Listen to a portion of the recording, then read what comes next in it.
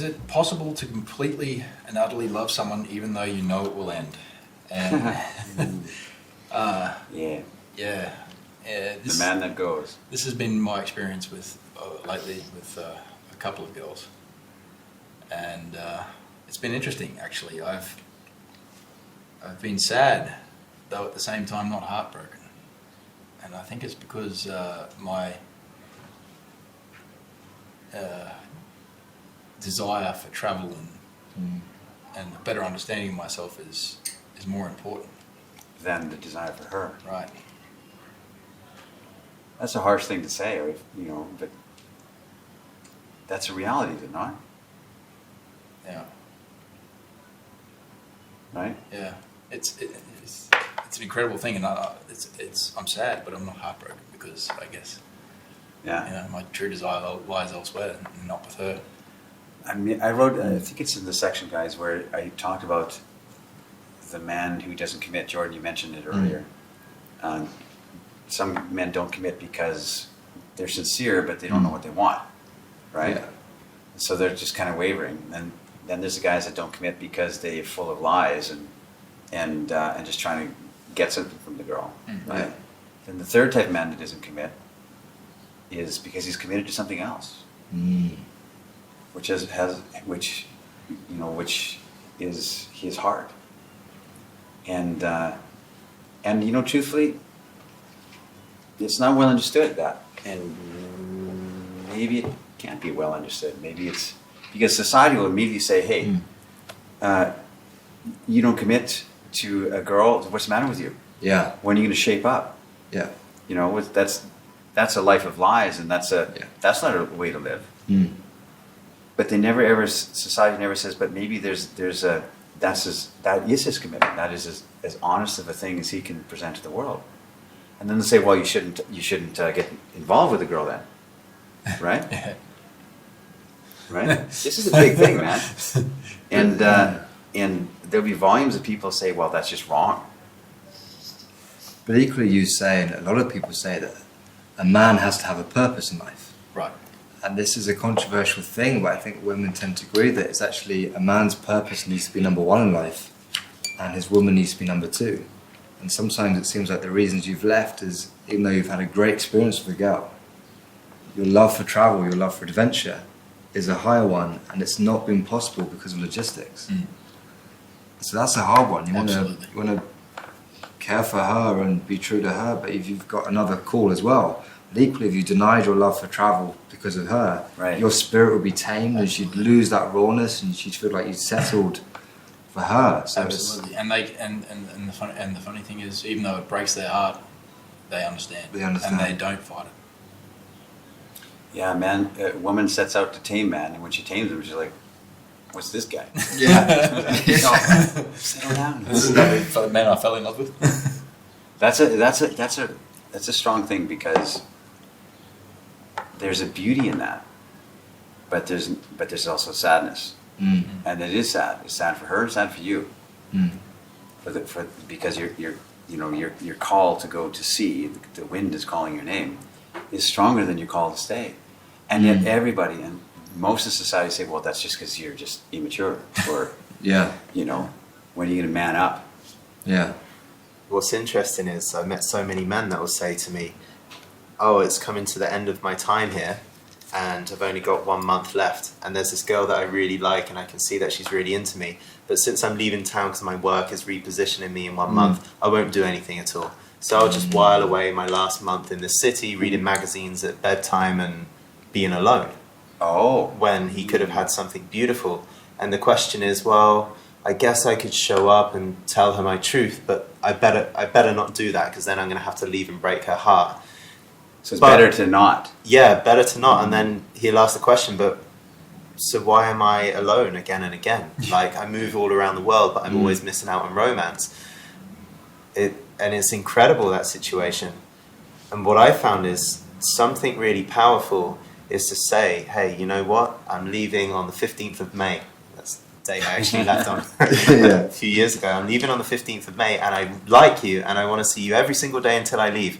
And it's the 15th of May. It's a little red ring around in the calendar. And I'm leaving, and I want to see you. I know it's a little time. Yeah, and you imagine that if there's, the question arises in the book, because he has the spirit of going, which is his truth. Does it mean he hasn't, arrived in the same fullness as a man who says, I'll be domestic and settle down and marry and, grow a garden? Does it mean that he's not as fully as a man as that? And a lot of society will say, yeah, that's correct. He's not, he's not leaving because he's afraid of commitment. He's leaving because he's caught up in something. Yeah. Right? And there's a big difference there. So, but boy, I tell you, it's hard to describe that.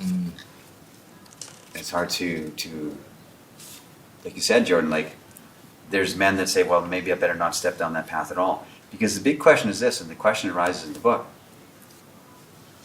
And I've had this conversation strongly with women and men over the years. Is the woman better off for having known him or not? For having that brief what a thought. month or 2 weeks with that man who made her feel alive and young and pretty and gave her, is she better off to have met him than not? Wow. And I don't know the answer to that. The question is put in the book, but that answer is not there. Because imagine, is she better off or not? And I've had this, I've sat in this question with some very, very wise women. And I've had different answers. Interesting. Different answers, yeah. Because these guys are making a decision for her that is, I better that I don't spend this last month till May 15 or whatever with her because I don't want her to be sad. So I'd rather just stay alone because it's a worse experience for her than if I get together and I go. But how do we know that's true? Maybe that's something that she carries in her heart forever, even though there's a sadness around it. Right. That's a big question, man. There's a perspective. I heard a woman say, like, give her view on this, and it left a massive impression on me. And we were with a guy, and he was asking, you know what? I don't want to show up fully as a man and ask for what I want and say what I want with women sometimes, because if I do that, I will upset her when I ultimately go. And her response was vicious almost, saying, how dare you take the decision yourself that you're going to rob this woman of having this glorious potential love affair. How dare you estimate for a second that she is not adult enough or capable enough of dealing with the heartbreak that may or may not occur of a situation. And how dare you take away this beautiful possibility that this woman, even though she might really suffer, even though I as a woman might really suffer, might miss out on this glorious chance of love and spend the rest of my days dreaming about what could have been. I want to taste love at least once in my life. That's incredible. How dare you take away that It's like making the assumption that women are children, that they don't know what's good for them and will make that decision for them. Wow. Ooh. And again, it's a spirit of invitation saying, this is the situation. I'm going to leave on this date, but I still want to have these moments with you. And it's still her to say, do you know what? I don't want to get involved in that. That's going to give me heartbreak. But it's also her decision to say, I'd love for us to have those moments together for the short time we have. And if the man makes a decision saying, well, I think she'd say this, that is very judgmental. Yeah, either I will not allow her to make that decision, I'll decide for her because she's a little child. Yeah. Like this girl said to you. Yeah. Or women are frail. Or I just will not tell her the truth and I'll just have this relationship with her and then skip town, which a lot of guys do too. Because I don't want to have this conversation. It's just like, well, I'll let her think. Hey, I told her I'm leaving, and she thought maybe I'll stay forever. And just they let all kinds of assumptions fly because, interesting. That's interesting. That's an advanced, deep concept that you scratch your head on. But I like that, which the woman said. There's a couple of things I want to tie together and ask you a question that maybe a lot of women are thinking, which is... He presumes to the mind That's a of great women. way of saying it, Jordan. That's a great way of saying it. There's a whole backstory to that. Someone was listening. So, if if you're talking about this kind of man, and if you are this kind of man who's got a mission and a purpose and is this wild, untamable being, which is the essence of what you found women respond to. Yeah. What is it in a woman that makes you stop and makes it worthwhile? And To make that guy who normally is caught up in the wind, what's going to be stronger than the wind for him in a woman? yeah, I mean, there's a paragraph where you say, a wise woman once said to me, the only thing that gets you hard these days is your purpose. It's true, I'm too caught up in my relentless pursuit of beauty to ever dabble. Look away from mediocrity because it is catching. And you also talk about, actually there are some women that don't pull me nowadays. I can see that the way she touches her hair, that she would come to bed with me tonight even. But what's the point? What's the point? There's parts of here that you're saying, what's the point? Yeah. And you're looking for something more. Yeah. Like, what is that something more, that feminine essence that has you stop in your tracks? But that's the great thing that I can't describe. I spent a whole book trying to describe the Alabaster Girl. I wrote a mystical poem about the Alabaster Girl. Yeah, this is 400 pages trying to describe what is that quality that makes that man who normally goes because he's caught up in the wind and he's got to go to sea. He's got to go climb over the mountain range and see what's on the other side. It's just it's in his blood. But what makes him pause and say, wait a minute, I want this more than that? You see? And I don't know. That's the big, what is the essence of the Alabaster Girl? I've been trying to paint that for years and years and years, but it's something. And we can touch on all kinds of little, features like gratitude that we talked about, generosity, a feminine spirit, a nurturing, life-giving energy, which are all these things, but it's just all, and a dirty girl. She's all these things at once. She's all these great, a mischievous girl, a fun girl, and you can rattle all these things off. And that true beauty that she is. But there's something else. That's why the book is trying to describe that man who has the spirit of the wild stallion in his heart, but he still has empathy. And the woman who has all these great features, but there's something else that I can't describe or understand or something. It seems to me like, I'd use a metaphor, we all travel a lot. When you're in nature, you go to a place like Yosemite or Zan Park, you see an incredible bit of natural beauty. And if someone was to say to me, what is it about that forest, wherever, that draws your spirit? I could say, I know it's the trees, it's the way the light hits it, it's the colours, but it's just, you don't need to find the answer, you just know the spirit it evokes in you. You can feel that. How would you describe it to somebody who is blind from birth? Exactly. Right? Yeah. Describe a tree. You can say it on the Yeah. surface level. Well, the tree is green and there's a bird Yeah. sitting on it, and there's a worm crawling underneath it, and the worm is pink. Yeah. You can say these things, but there's something evoked in you Yes. I mean, come on, we're not the first ones to question what is the ineluctable sense of beauty in women or the world or anything, in art or anything. What is that? I mean, it's been the age-old question. Yeah. Everyone's tackled that question. So, I don't know. Here's another question. Maybe we don't need to know. Maybe the most important thing is, when we're in a company of the Alabaster Girl, that we feel alive and fantastic, our most engaged self, and she feels that same way. Yeah. Does it matter what quality it is in her, or is it more important? What matters is the feeling, the emotions we have between us. And then there's the other question: is the Alabaster Girl something that's ever attainable? Because we're all the idea of the perfect girl. We're all Yeah. broken. We're all approximations of ideal, right? We all have our little quirks and whatever, and I mean that's the journey of this book, is where that ideal girl is that. Well, that's something for future, I think. Something to unfold, I think. Yeah. And is there only one perfect girl, or are there many Many in life you meet. We're not the first ones to tackle these questions. Yeah. There's all the songs written. The Taj Mahal is built because of this. You know, all these great endeavors of man are because they're trying to understand what that is, trying to seek for that.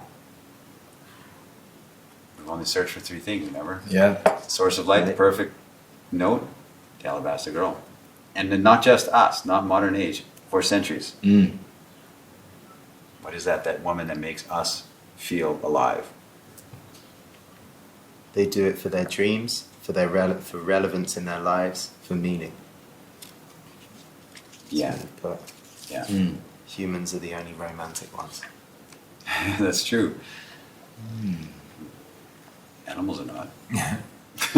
How do you know? Well, How do you I don't know? know. Yeah. Maybe they are. There's a comment in the book, I think it really talks to the spirit of what you do. It's a question that says, is she inspired, alive, swept up in emotions and possibilities? Is she decorated with gladness, adorned in bliss? I think many guys, they think it's all about seduction, it's all about an outcome. I need to get something for myself, whether that's sex or a great relationship or whatever, instead of going, actually, isn't it about what I evoke in her, the beauty I bring out in her? Yeah. That's the key, but I think so many men go, they actually become indifferent to the woman because they're more worried about the result, whatever that is, success they get. Whereas you flip it around and saying you're kind of indifferent to the result. What's key is this emotion. Is she adorned in bliss? Yeah. You care more for her than you do for your own gratifications. Interesting, because that could be instantly construed as I'm pleasing her. Yeah, that's not what I mean. I'm a woman. I know that. Right? Exactly, I know. But, you know, if you take it in a context and you wrote that down, somebody say, well, come on, a bunch of woman pleasers, right? Yeah. Right? But it isn't that at all. Yeah. It is, like I said, it's not taking and it's not giving. Mhm. It's sharing. It's like, Yes. let's create something together. It's co-created. And also, I think a question people, when you talk about women please, you think of this kind of nice guy, soft energy. But if you're not bringing your full masculine energy as well, you're not fully pleasing women anyway. No. Exactly. Yeah, exactly right.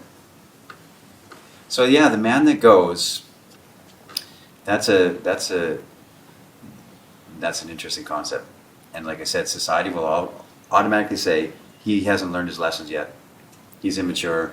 Mm. He had, you know, what kind of man would not get domestic and marry a woman and settle down? Like that's not a proper man. He's got Peter Pan syndrome. Peter Pan syndrome. Peter Pan syndrome. Right? But boy, I tell you, what do you do then with all the cowboys and Arctic explorers and mountain climbers and who have lived for centuries who have to go? Mm. Their love for going. And are we to say that these men are not fulfilled men? Mm-hmm. Because they didn't say, no, I'll just stay in my hometown and marry Sue and have 4 kids and grow some potatoes in the garden, you know? And that's not a real man. The man that goes out there to, let's go to, go to the sea in ships. Mm. Let's go explore another continent. Mm. Right? And Modern society would say, no, that's not right. But equally, I guess, if you're saying, I've got to settle down this one because my society does, my parents do, I'm getting to that age now, whatever, the biological clock's ticking, then you're really doing her a disservice. You're not giving her your fullness. You're going, well, I'd rather do this. It's good but enough. I guess Right. you'll do. You'll do. Yeah. And there's a lot of guys that I've talked to who are in a relationship that they kind of don't want, but they just don't have the balls to get out of it. Mm. Yeah. That just keeps another year goes by, another year goes by, another year goes by, another year goes. I know a guy's been in a relationship for 7 years, and he's like, it's not really what I really want. Then what are you doing? You're not fair to her. Yeah. You're not fair to yourself. But he doesn't have the courage to be honest for once, Mm. because it's a comfortable relationship, and they share the expenses of this. You know what I mean? And Yeah. if I break up with her, then I gotta somehow sort out my. It's ridiculous. Does that mean you have a message that guy should leave? Absolutely. Mm. You better believe it. How can you lie to that girl when your heart's not there? It's convenient because you share the grocery bill, right? Yeah. Call it what it is. You're my roommate. Yeah. Yeah. I'm going to continue as my roommate. Right? That's not fair to her. It's not fair to yourself. That's mediocrity. That's mediocrity. It's better to burn everything down around you than to be inauthentic in these kind of moments. Better to lose. Be out on your ass in the street because she owned the house or whatever. It's better to be out there like in a cardboard box than sit in that settled energy of like, well, nothing better's come along. I think it's the same in careers as well, that settling energy. And it's kind of an analogy for it. I remember I was in a career and it was like paid well, I was very successful in the service, and I was like, wow, what a job you've got. Yeah. I was not fulfilled at all. And it took me a long time to go, do you know what? What do I really want in life? This, and this. Have I got that at this in the moment? No. I've got to leave. Yeah. And it's a torn energy because your head's going, what are you doing? You've got these good things, you've got security, you've got this, you've got this. Then your heart's pulling you a different direction. Yeah. But men in relationships and work learn to listen to where their intuition, their call for adventure is going. Yeah. Yeah, I mean, that's... And another year goes by. Another month goes by where you think, maybe I should really take charge of myself. Another year goes by, until you finally get enough and you wrench it out somehow. Yeah. Maybe. Yeah. Or you don't. This is how we spend our days. There's a Brazilian film. I lived in Brazil, and as you know, and this beautiful exploration of it's called Dona Flor and her two husbands. Oh, I know this film. So she marries a renegade, a gambler, just a bad man, Yeah. consummate ladies' man, flirt, completely irresponsible. And then he dies, and she marries another man who's like an accountant and sensible and sensitive and does the right thing all the time, and both of them are complete extremes of these two poles of man. Yeah. And it's called Her and Her Two Husbands because when she's married to the second guy, like she's fantasizing about the first guy who died all day long. The most beautiful part of the film for me is the song that it finishes with by Chico Buarque, is a very famous Brazilian musician, and the song's about like, what is it that he gives me? And it just goes through all these lines, and it's like, this man has no remedy, and you'll never have one. This man has no government, and you'll never have one. And it's just listing all the complete wildness and how this man is not able to be contained by any rule or regulation or job or restriction on how you're supposed to relate or live life. Yeah. Wow, it's great. Man was once wild and free, was a lover, a fighter, a rocker. Woman set out to tame him, and the moment she succeeds, she resents him. Perfect. Oh my god. This one here. No woman wants a dispirited, broke-back horse that's a great one. plodding along behind her on a string. That's what they get. That's right. Yeah. He used to have the spirit of the wild, and now he's this wandering around old broken horse. No way, man. And women want it both ways. I said it in there. I think it's like she wants him to still keep that wild spirit, but do it in this fenced area. Fenced area here. Yeah. There's lots of grass here for you to eat. You know, right? Yeah. I'm going to contain you here. Don't go too far. But you can't have both. Do men want the same from women? Don't we want our women to be beautiful, alive, and sexy, but not to the other men? Oh, yeah. That's a whole nother conversation. But yeah, it's like this is why women don't know their role either. Like, am I supposed to be this? Or am I supposed to be this? Society says this, but I feel this. My husband's bored of me, so I'm putting on some lingerie and buying some, making a nice dinner, and he comes home from work and he's just, yeah, I got work to do. It's like, this is everywhere. I think what I've come to understand, realize, at least for now, is I think the job of the man and a woman, both of us alike, when it comes to these matters of seduction and love, is that we have to embrace every single paradox, Yes. Yeah. be comfortable with it, and be and show ourselves as whole as possible. Perfect, yeah. And it's hard, ass-kicking work to be there. Yeah. And paradox is what it is. This whole book is full of paradoxes because it is. There's no right answer. There's different ways of looking at things, and there's different learnings. And in the next decade, you think different things than you did in the previous one, just because you learned something, right? This is nothing new. Big questions. Yeah. Not very many answers, which is cool. And I also feel you talk a lot about your greatest fear is mediocrity. When you're talking about these paradoxes, for example, one might be, how do you be the friend in the lab, or how do you be a strong masculine man but also empathetic and caring, that seem like two completely different things. You're saying the answer isn't to kind of blend both and be like kind of a half-hearted thing, be in the middle. No. That's not the answer. The answer isn't just to kind of compromise and be a bit the same. No. That's average. You can't avoid the paradox. Yeah. You've still got to learn To how embrace it. to embrace it and learn Yeah. when to use it. This is why women a lot of times will cause drama, will start a fight with her husband, not because she's being a bitch, but because she's trying to get something out of him. Yeah. He's like this, work, TV, and there's no passion. So she causes trouble to get a fight out of him so she can feel something from him for once. This happens all the time. Like an emotional spike, as it were. Yeah, they need it. They need to feel that aliveness and feel caught up. So they manufacture it. They have to. Interesting. So that's seduction, gentlemen. That's pretty much it, I think. That's a big subject. That was deep, and we went deep. Well done. And Jordan, you had some very probing, interesting questions that gets to the edge of anything I can understand. Right? And I want to understand, and I want to keep fighting for it. And surely there's going to be an audience out there who's going to say, wait a minute, I have a different opinion of that. That's okay too, because who knows? What I still didn't get with all this talk on seduction is what your favourite opening line is.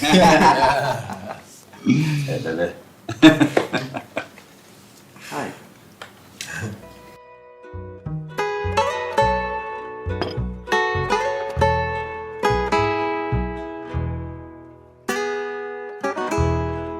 Now we can talk about it another time.